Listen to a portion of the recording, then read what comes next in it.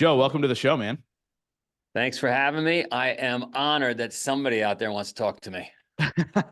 Let's be real, right? A little modesty right there. You've been on some of the biggest podcasts in the world, including the biggest podcast in the world. But I'm really excited. Actually, the reason I have you on is a friend of mine, Chris Van Vliet, was like, I think you'd have a wonderful conversation with Joe. And so here we are, man. And after doing research on you and what you've built, it's fascinating. What I want to start with though is who is Joe today? And then we'll break down how you got there. Well, it's funny you use that word, then we'll break down. After asking that question, I thought Joe is broken. Joe just went through the pandemic for an event company, or I can't even imagine a restaurant business, was absolute hell.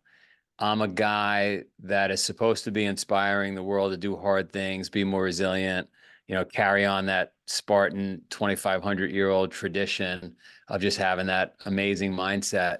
But I got tested during this time, and I definitely came out the other side, which is right now a bit different. I definitely have more gratitude. I think gratitude, at least for me, comes from a place of understanding where other human beings are. And going into the pandemic, maybe I had less of an understanding because I don't know, I was flying high and things were great. And it's, even though you say you understand, you don't really understand until you're living on the street too. And this morning I went into a 7-Eleven to grab a hot drink after my workout and on the way to work. And there was a woman sitting on the sidewalk, very disheveled, eating what she like. And I asked her, "You all right? You need anything? I'm going into the store." And she was all right. And it reminded me of, some of the old great philosophers talking about staying grounded and having gratitude. And I soak in moments like that now. And I think I always did, but I think I do it a lot more now because the pandemic just, I don't know, it reset my perspective. It's a long-winded answer. No, it's actually a really great answer because obviously throughout the pandemic and post, you hear so many stories, right? Including people on this podcast of devastation, of things being torn apart. So before the pandemic, 70% of my income was I do a live event and I'm a speaker. So overnight, I went back to like day one entrepreneur Justin. How do I figure this out? I couldn't imagine at your scale. So just to give perspective to the audience, talk a little bit about how quickly everything shut down. Like I'm worried about 2 live events a year and speaking. You're worried about multiple countries all over the world, et cetera. Talk a little bit about that, kind of where you were pre-pandemic. Yeah, so those are interesting words that, I was on Wall Street for a long time when we talked about scale and leverage. And until you feel it, so I'm gonna really dive into that. An airline, let's say, has tremendous scale, 5,000 flights a day, and tremendous leverage. Just having one extra passenger in every single plane really moves the needle, right? Taking away one potato chip from like really moves the needle. When fuel prices go up or down, it moves the needle. And so for us, operating in 45 countries, 300 plus events, having an extra 10 participants, or, needing one less truck to show up is substantial for us. Getting one extra dollar times 1.5 million participants a year is an extra $1.5 million, right? So tremendous leverage, tremendous scale, but it cuts the other way really fast. So when you get shut down, you don't get shut down with 2 events, you get shut down with 300 events. You have to figure out a way to pay 500 people every week, right? Yeah. And the pandemic for us was like, I don't think there was a person out there that thought we were going to be closed for 2+ years. I thought maybe 2 weeks. Humans would never accept being locked in I wouldn't accept being locked in a house for more than 2 weeks. Yeah. And so how could this be? And for us, it was over 2 years. And so whatever, I'm not sitting here playing the world's smallest violin. I'm certainly not complaining or, coming up with excuses or this or that. That was my reality. It was a great test. There's a lot of good that came out of it. I never stopped flying. You know, I just didn't stop living my life. I went to any live event that existed. I shook hands with people. I purposely didn't wash my hands. Like I was just a crazy person in the other direction. Yeah, I so didn't was I. care. Yeah. And I was in the Colosseum in Rome. I was the only person there. I was alone. It was unbelievable. That was probably incredible. It was incredible. I was doing burpees, thinking about the great gladiators, saying, never again in human history, at least while I'm alive, will this exist. And I did all kinds of things like that. So I didn't stop living, but man, was I in pain financially. And then the other thing to consider when we talk about scale and leverage that I did not consider that nearly cost me everything was when you go to launch again, you got to remember when your company started with your 2 events, you started with a little audience, you sold whatever you sold, you then earned enough money to launch that first event, and then you went to a second event. Imagine trying to restart 300 events at once. Yeah. I didn't even consider imagine. Like I got to rent 300 venues. I got to start, 60 trucks up. I got to hire back 400 people. Like we got to get insured. Like, yeah. So the size and scale of the restart of the engine was worse than the shutdown of the engine. And anyway, people outside don't really understand. And we had a decision to make. And we could easily have gone bankrupt and continued to operate.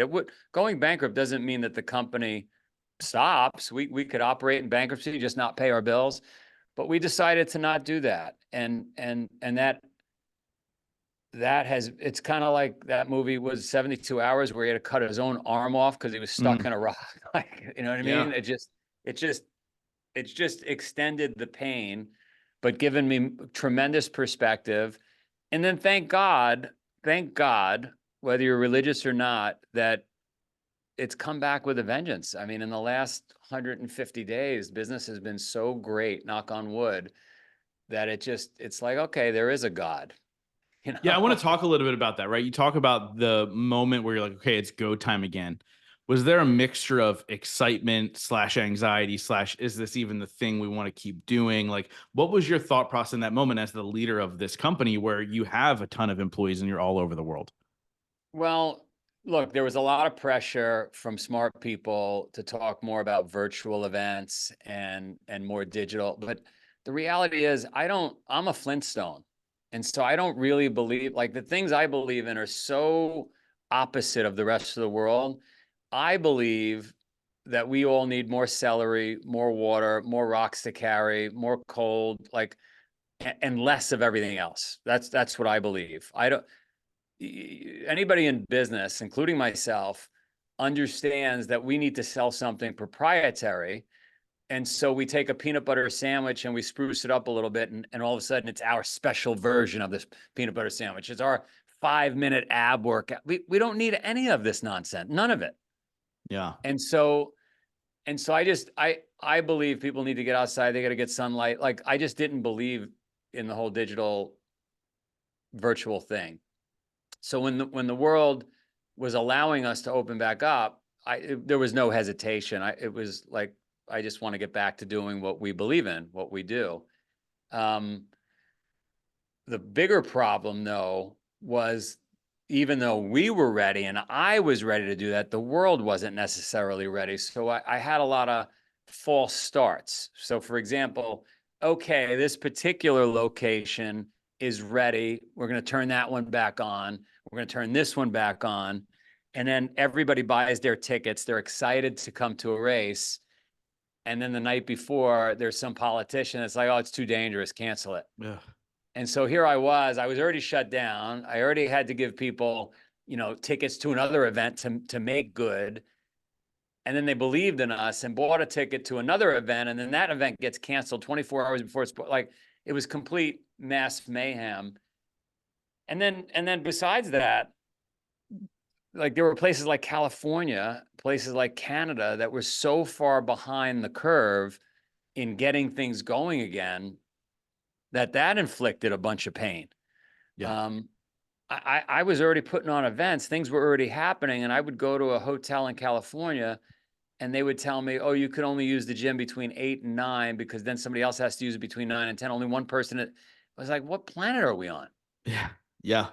And it is true. It's this state to state thing. I live in Pennsylvania, and I live in a part of Pennsylvania which we were pretty open. Like even within our state, there was a scale of difference between Philadelphia to Pittsburgh and everything else in between. We actually hosted a retreat. During that was the kind of the first live thing we went back to, was like small retreats. And I remember living my life, like you said, I was shaking hands, no mask, do the whole thing. And then we hosted this retreat in Philadelphia, and they wouldn't even like let us walk outside without a mask. Right. And so it's like this whole entire bend. And how do I manipulate this to make it possible for me to grow my business? I mean, so many businesses shut down. So kudos to you for bringing it back and now finding that success again. But I want to go back a little bit further, and talk a little bit about the beginning of Spartan, because you mentioned, hey, I was a Wall Street guy. How do you go from a Wall Street guy to running something like Spartan, which is, like you said, for lack of a better term, that caveman mentality, right? Fighting through the nature, fighting through your own personal demons. Like how did you make that switch? It's interesting. As you asked the question, I think back. So I wasn't a Wall Street guy in the beginning. In the beginning, I grew up in the neighborhood that is depicted in the movie Goodfellas. And that neighborhood was loaded, just like tough parts of PA or even coal miners, right? Like they were just tough people that were willing to go to jail to live their lifestyle. Yeah. Or they ran a business and serviced those customers, serviced those people. So they grinded from morning to night. They were animals. And so I grew up in this neighborhood of just hard charging, high energy animals. And you either became one of them or you just got left behind. And so I was definitely given that gene, woke up early, just grind, get it done, ran a swimming pool service business as a preteen for a lot of these gangsters. And I had to learn how to service them so I didn't get yelled at and I got paid. And then that led to construction. And so I was always a bit of a caveman, right? Growing up, I was pouring cement and building swimming pools and digging holes and negotiating how to buy a backhoe and running trucks and coming up with payroll every week and making sure I got paid by these guys. And so when the opportunity came up to go to Wall Street, I was way out of my element there. That wasn't who I was. But I applied that work ethic, that animal instinct to Wall Street. And then as you asked the question, I thought about like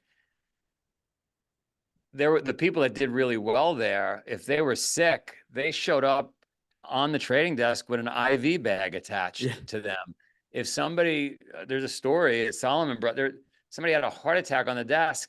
The person next to them stepped over them to answer the other phone. Like it was just, Wow. it was a very Flintstone environment there too, even though from the outside we look at it, as caviar and ascots, and no, it wasn't that at all, at least not on my side of the business. But even when I was there, I had a picture of a red barn on my trading desk, and my goal was always to get back to that Flintstone life, get off the desk, get out of Wall Street. But I wanted to make some money. I pulled it off. And while I was doing all that, in a way to replace how awesome it feels to hand mix cement, I found adventure racing. I found all this crazy stuff, and I competed in races all over the world. And the crazier they were, the healthier I felt, the better I felt, the more inspired I was. And then I would rope people into doing these races with me that had no business being out there, but then it transformed their life. And so 25 years ago, while I was on a trading desk, I said, gee, I wonder if I could turn this into a business and then someday leave finance and do this full time because I really like this.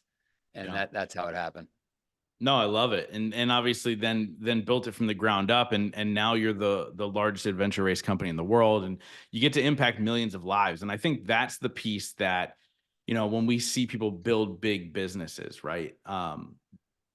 obviously we can hear about the struggle, we can hear about the successes, but they're like, oh, it's just a big business. But, knowing your story and how you've helped individuals lose a bunch of weight and get healthy and do all the things, like, how important is that to you to understand that you're impacting millions of lives to get healthier, live a healthy lifestyle, and hopefully live longer in the process? You know, I recently was asked to go visit a cheese factory in Denver, mozzarella cheese. And the reason that has a connection to me is because the neighborhood I came from, that was a common staple, was mozzarella cheese. This is the largest mozzarella cheese factory in the world. They make 2 billion pounds of cheese a year. They supply the cheese you eat if you buy a Pizza Hut or a Little C, whatever these pizza companies are, buy the cheese from them. I walked through the factories and they were clean and they were awesome. And I was so impressed with the old man, Leprino, who built this business from scratch. But I thought to myself, oh my God, what if I worked here?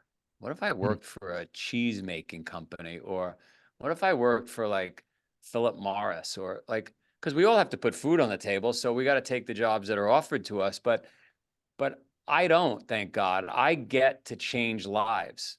Like, like if I was working in the cheese factory, would I be saying, "Oh, I'm so happy that I was able to put cheese on people's tables"? Like, I get to get a message every single day, or 10 messages, or 100 messages that say, "Hey, just so you know, Joe, like I was doing drugs. I stopped doing drugs. I stopped drinking. I got back with my husband. I got back with my wife. I lost 200 pounds.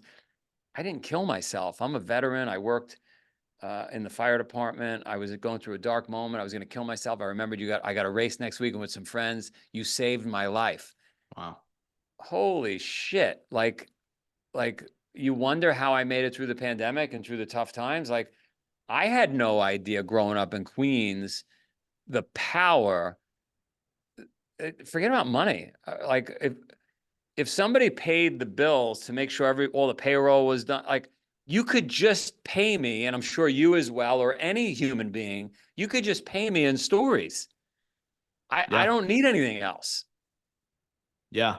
Dude, and I agree. And because of this show, I've had people reach out to me from all over the world and say, because of your show, I decided not to take my life because of this story, because of this guest. And it's that thing where I always say, look, like if I didn't have the downloads, if I wasn't making money with this, I would show up every single day and have these conversations for that one person. If it was that one person, that we can change their lives, you know what I mean? And it's just amazing. So I want to ask you, as somebody who has really dove into the idea of resilience and pushed through and have been able to build this life for yourself. What's the difference between somebody who can get fit, can create the business, can do all these things, and then the others who don't, who make excuses, who aren't able to build that life that they have somewhere in their brain, the life that they want, but they're not able to? What do you think the difference is? Well, I think it's a bunch of stuff. I think if you and I had to hire any attribute, or say, hey, we're going to build a business, we're going to put somebody in there, what's the attribute we need for them to go build a bit? It's energy, I would say. It's not domain expertise. It's not what college they went to. It's energy. Do they wake up early? Do they have a fire in their belly? Do they just bang their head against the wall until the wall opens up? That is the difference between somebody that gets stuff done, not just builds a business, but actually gets fit, inspires people around them, takes care of the dog, takes out the garbage, makes their bed. It's just energy. And I don't know if that's something that we can teach. It's certainly a little bit of it, you're born with it. You're inspired by people around you, but like I I know a lot of people for a lot of years that didn't have energy, and I haven't seen them wake up one day and all of a sudden have it. And they could read books and they could listen to podcasts and they can go watch Tony Robbins at a conference for $5,000. I don't know. I don't, Yeah. so energy is incredibly important. I think another thing that's really important is actually lack of knowledge. If I knew what I know now, I don't know if I would have started the business. As much as I love the stories and I love changing lives, it's so friggin' hard that like my lack of knowledge is what gets me to, like, I believe in this term I coined, fire ready aim. A lot of us that don't do things, we sit around and we get ready and we aim, we talk about it, and we talk ourselves out of it. And I believe like jump off the cliff and build a parachute on your way down. Yeah. So I think that's something that holds people back is just analysis paralysis, too much thinking, too much talking. And really what they're doing, they don't even know they're doing it, is they're just buying time because jumping off the cliff is scary. So I think it's energy or lack thereof. I think it's too much knowledge, too much analysis. And then maybe a third one is who are you surrounded by? You know, maybe if you're a little lower energy than everybody else, but you're around 5 friends that are high energy, you're probably going to get pulled and lifted. My boys joined a really high level wrestling team. They were good. They weren't great. And they joined a team that was great. And all of a sudden they started getting better. Yeah. So, there's that old adage, surround yourself with 5 people that are amazing and you'll be amazing. Yeah, for sure. No, and I love that. It's so funny. I have a mastermind of 6 and 7 figure entrepreneurs, and we get together twice a year, and then we have monthly calls. But so often we hear individuals in the group just go, I want to do this, I want to do this. And I just kind of stare at them blankly and go, then do it. Like, Yeah. you've now been talking about this for 3 months. Like, just go do it. And if you fail along the way, learn from the failure and move forward. Like you said, it's very similar to the jump off the cliff and build a parachute on your way down. Like, failure is inevitable. It's about who can pivot the fastest and learn from those mistakes. And that's what I absolutely love about that story of you through the pandemic. So I have to ask you a question unrelated to anything we've really talked about so far, but kind of related. Inquiring minds want to know, do you still carry around the kettlebell everywhere you go? I have not carried the kettlebell in quite some time. And the reason I'm embarrassed to say is first of all, I loved it. I love carrying the kettlebell, but I travel a lot. And every time I got on a plane during the pandemic, they started confiscating the kettlebell. And so if I was coming to your show live and you were telling everybody, this guy's nuts, he carries a kettlebell, and then I got off the flight in your town and they had confiscated it, I'm in a scramble now to go buy a new kettlebell. I ended up buying like 20 plus kettlebells. They're not cheap either. That adds up. well, it wasn't that. It's just so I tried to get TSA to give me like some sort of a pass, a thing that I could use, but it didn't work. So that ended. Then I went on a kick and I did Murph every day for a long time. And now I'm on a new kick. I've fallen in love with the Airdyne bike. So I get on these like 3-year kicks where I just do the same thing over and over and over. The kettlebell was awesome because the kettlebell gave me so much fitness for free. So if I was making my way to an airport in Malaysia and the taxi, as they so often do for me because I'm an idiot, drops me off at the wrong terminal, I now have my backpack, my stuff that I'm carrying, and this kettlebell. I'm going up and down stairs. I'm trying to find my terminal. By the way, I always take the stairs. And everybody listening should always take the stairs. So you would carry, was it a 45-pound kettlebell or something like that? Yeah, 44 pounds. Yeah. Yeah, 44-pound kettlebell. And so if you were on the 10th floor of a hotel, you'd trek up carrying that kettlebell. Take the stairs. I love it. So what's your mindset around that? Like, what do you feel like it does for you? Like, I understand there's a little bit of like nature, nurture inside of you, and that's just who you are. But what do you feel like that does for you with these 3-year challenges that you do? Because the Murph thing is insane, by the way. Selfishly, I just feel better. Forget about my ego or it being my shtick or you talking about it on a podcast. I just feel better. I just feel fitter. I feel healthy. Somewhere along the line, I'm allergic to gluten and I didn't know it for most of my life. So my stomach was always a mess. I just did not feel optimal. And I would feel great if I did a 250-mile bike ride. Maybe it burned the gluten out of my system. I don't know. I would feel great, right? And I always wanted to feel great. Today, right now, sitting here talking to you, I feel great. I had a good workout this morning. I did my, 31-degree cold plunge at 5 a.m. I didn't eat until 11 o'clock. Like, I just feel great right now. So I just want to always feel great. I have high energy. You're hearing it. I just want to feel great. Yeah. Yeah. Carrying the And kettlebell made me feel great. My food was always digested.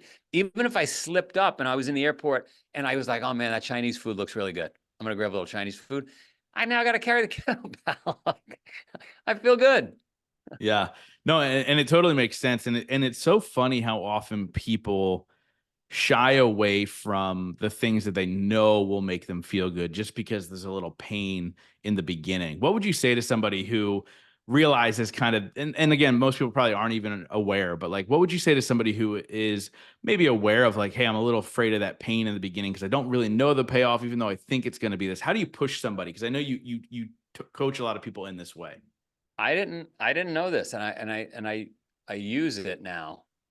I lie to myself. Like, and so everybody listening that maybe doesn't want to go through that pain, look, we wake up in the morning, the alarm goes off, you just don't. By the way, I desperately try to fall back asleep every day of my life. I desperately, this morning it was like 5:05. And I was like, I could sleep till 6. Like, and it would like, I just want to sleep till 6. I can't. I Mm, have the opposite problem. I can't. I got to get going. So what I do is I lie to myself. I say, you know what?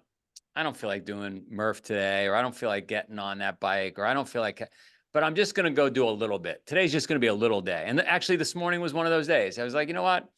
I'm just going to walk. I'm just going to walk like a mile. I'll get a workout in later today. I got the dog with me. I got my cup of hot water with lemon in it. I'm just going to walk. And I've been roping a neighbor in for about 5 months to work out. And I see him and I was like, I can't tell him I want to walk. And we knocked out a 5-mile run. You know what I that's mean? Like, awesome. so you lie to yourself and you say, we're not going to do Murph today. We're just going to do a couple push-ups. Let's just get outside. Let's get our sneakers on. We'll do something simple. And the way the body works and the way the mind works is you end up doing it anyway. Let's go down the rabbit hole for a second. I had some friends, the two brothers got gold medals in rowing. And they said the same thing. They said to earn those gold medals, it required 7 years straight. Think about this: 7 years straight, 7 hours a day, 7 days a week. Oof. Okay. He goes, there were many days, many weeks, many months we did not want to do it. So we would say, today we're just going to do a half hour, and a half hour leads to an hour, and an hour leads to 3 hours. And before you know it, you get 7 hours done. So lie to yourself. Yeah, no, I love that. I have what I call my 15-minute rule. So I go, you know what? I'll just do 15 minutes and kind of see where I'm at. And then and I'm not perfect. I'm far from perfect when it comes to this stuff. So a lot of times it is that 15 minutes, but I go, well, at least I did that. But sometimes it is like, no, this feels really fucking good. I'm gonna keep going. And then you're at 45 minutes. You're like, okay, now we're really cranking. And it would have been, if I didn't tell myself 15 minutes, I wouldn't have done anything. I would Yeah. have sat on the couch and just been lazy because that's what I felt like doing. So I love that you shared that story, especially when it By comes the to by the by the Olympians. way, 15 minutes is more than like half the world does. So 15 Yeah. minutes is good. Yeah. It's like it's that whole like idea of like you gotta start somewhere. And I think people immediately want to become the marathon runner when they haven't run a 5K. And you kind of find that balance of like you have to understand it's baby steps. And I kind of liken it back when I was a teenager, I got a bass guitar. And took 3 lessons and I wasn't a master and never picked it up again. And so the idea of like, okay, I had to correct myself of going, you're never going to be the master of anything the first time around, right? Like it just takes practice. So I want to ask you a question that I ask every single person on this show. It's a 2-part question. The first part is, what is your definition of success? And the second part is, what are 3 things you do every single day to ensure that success for yourself? Well, for me, success, it's not about money. It's not about superficial things. I could care less. I mean, I was thinking about it actually this morning. I wash my shorts. I wear the same shorts I don't buy a lot of clothes. People give me stuff. I wear it. I don't care about any of that, the material things. I don't care about a fancy car. I like fancy cars, looking at them, but I don't have one. And so it's not about money for me. It's about, how do I feel? We talked about it earlier. Success is, how do I feel? Do I feel optimal? I don't want to be sluggish and, like I overate and didn't work out, and I don't want to be a disheveled man. I want to be my best self. I want to be able to take care of people around me. Well, I'm going to back up. I guess success for me is I'm alive. Mm. I mean, people ask me, how's your day? I go, I'm alive. So like, if I'm alive and I'm not dead, it's a success. I love it. I love it. And what are 3 things you do every single day to ensure that success? Obviously, keeping yourself alive. I know you move your body every single day, but what else? Yeah, I mean, listen, it's not that hard, guys, gals, if you're listening, right? Like, drink a lot of water, eat more salad. You've got to be, this is going to sound counterintuitive to the whole biohacking crew and the internet influencer crew, but like Instanet was an old system we used to use on Wall Street, Instagram crew. Um, you just need to like be a little tired, a little cold, and a little hungry. Counterintuitive. But if this was the 1700s, I would say you probably need a little more couch, a little more chips, and a little more sleep, Yeah. because the 1700s. But today, life is so good and so plush and so cushy. Bougie is a new word, right? Everybody bougie. That I would say you need more cold, tired, and hungry. Take Do that you cold believe that shower. success? Do you believe that success comes in the discomfort? Well, for me, I'll tell you what, when you and I are on our deathbeds, we are definitely not going to be saying, this is 100% true. We are definitely not going to be saying on our deathbeds, I wish I watched more Netflix. I wish I ate more chips. We are going to be telling our story. You remember when we braved that storm and we survived that thing and you washed up on shore, like 100%. It's the stories. And this, like, do you and I want to read a book or listen to a story on the radio or watch a movie about a person who had, they don't go through any hardship? They just, Yeah. like, if Rocky Balboa, just like we saw him, he was introduced on the film, he was the best fighter ever, he knocked everybody out, and then he went and married the beautiful girl, and like, who cares about that story? Yeah, it's true. I love it. So actually, it's funny that you bring up, when you're on your deathbed. And here's another question I ask every single person. When you are on your deathbed, I want you to imagine that this epic company that you've built and the impact that you've made through Spartan doesn't exist anymore. And you can only be remembered for one sentence after you die. What would you want that sentence to be? Well, he worked hard. I He love it. worked hard. That's it. I love it. Like, It's true, yeah. man. Look, after hearing about your now come back after the pandemic and understanding on a smaller scale how much the shutting down of the world can impact a businessman, I couldn't even imagine. And so kudos to you for working hard and showing up and now building back and now getting back to impacting millions of lives. I think that's absolutely incredible. So I wrap up every single interview with the same question, but before we get there, how do people get a hold of you? How do they get information on Spartan races? What's all the good stuff? Yeah, so at Real Joe De Sena on Instagram, you could shoot me an email, joe@spartan.com. Make it short, 2 sentences only, please. Um, Everybody out there that's a fan of yours, that listens to you, watches you, goes to you, is racing on us, no charge, complimentary tickets. What I want them to do though is send you a note. You collate all those emails, and I'll get them all a free event. If I were you, what I would do, if you'd be willing, wherever you are where are you geographically right now? An hour outside of Philly. Right, you're an hour outside of Philly. So we have a race this summer, not far from you. I think closer to the Poconos, if they still use that term. I do. You should round up a big crew. It's on us. You should set up a tent. You could even do podcasts from there and energize your community. You probably have a nice sized community in that PA Yeah. area. It's a great way. Like, you could tell everybody it's your event, not mine. You have fun with it. And the reason I do this is because this year we'll have 1,100 events. I'll have 300 of the big ones. Then I got a bunch of small ones. I can't possibly provide energy everywhere. So I find somebody like you that loves this same message to the world. Have at it. Tell everybody it's your event. Like, it's on me. I love it. You know what I mean? So yeah, recruit everybody.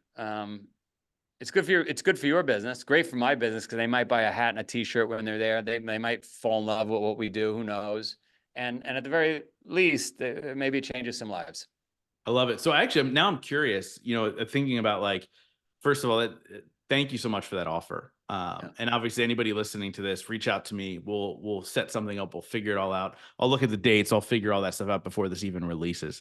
But with that being said, like, what is your retention rate? Like, how often do people come and then do it again and then do it again? And then do you know who holds the record for most amount of Spartan races?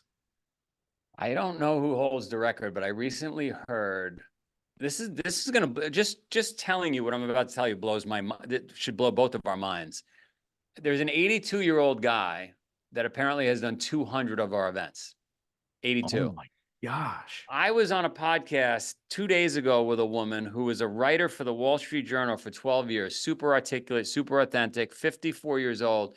She's on her 50th race. We never met before. I never heard of her. There's so many people that are 50 plus events. I was just with a guy Saturday in Tampa at one of our events for a minute. 248th podium he's been on. Wow. It's unbelievable. Many people, 300 plus Tough Mudders they've done. We are the gold standard of return racer, which is around 47% of the people come back at least 3 times. And the reason is and I believe this, you're not going to change your habits. You're not going to change your life with one event. And so I challenge everybody to do 3 events in the course of a year, because during the entire year, you're going to bed earlier because you're nervous. The event's coming up. You're putting down a glass of wine, putting down the cookie, waking up earlier, training, surrounding yourself with the right people. It doesn't really happen with a one and done. You got to try to do 3 in a year. I know, because that's how I transform my life. So Yeah. I love it. And actually, my buddy has a Tough Mudder tattoo with the different dates that he's done underneath. I think he kind of stopped at 3 or 4. So he's like right at that mark of like most people do about 3. nice. But he's got the tattoo along with the dates underneath. And so it's an impactful thing. People are getting tattoos, man. Like this, it's absolutely wild. So like I said, I wrap up every single interview with the same question. Since the show is called the Growth Now Movement, that question is, in your life, what has been your biggest moment of growth? My biggest moment of growth is probably the pandemic. Probably going through that hell forced me to really look in the mirror. There were moments, there were really close moments to quitting. Everybody has, a place where they just tap out, and I fought through. And every day after that, including today, I say to myself, wow, was it really that hard, or did it just require not quitting? Mm, You know what I mean? It just yeah. required just not stopping. That's powerful, man. That's powerful. Thank you so much, dude, for coming on and sharing your journey with my audience and being really real. Like, you came on like right out the gates and you're like, you know what? Like, it's been fucking hard. So I appreciate you, dude. This has been phenomenal. Thank you so much. Thank you.